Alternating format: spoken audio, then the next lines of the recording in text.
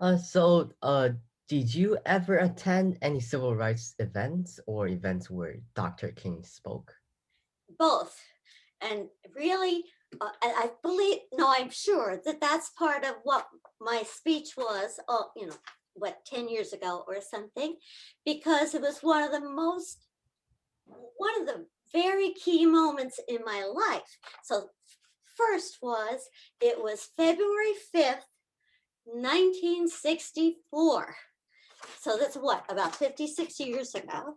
I was a junior in college at Drew University, which is in New Jersey, and Martin Luther King, it, we all knew that he was coming to speak.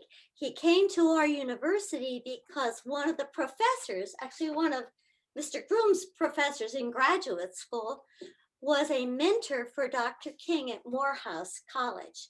So he came to our university, and 5,000 people came out to hear him speak.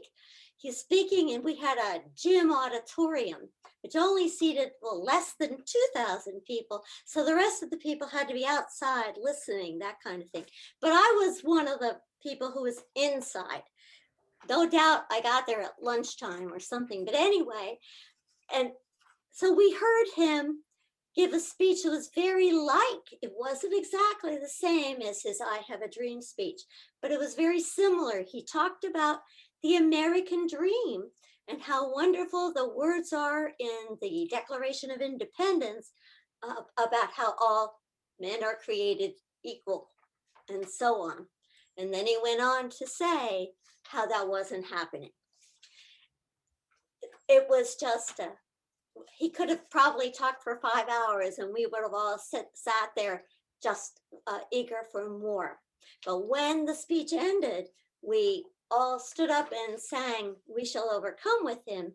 But then I was sitting up, not not the very front, but close enough to the front that I could walk up and get in a line that when I got in the line probably was only 100 people.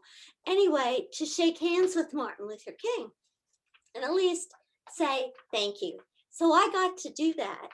And it was always fun when I taught little kids. On Martin Luther King Day, I'd say, well, you have to shake my hand because you would then have you shook the hand that shook the hand of Martin Luther King. So, but it was a really wonderful moment for me.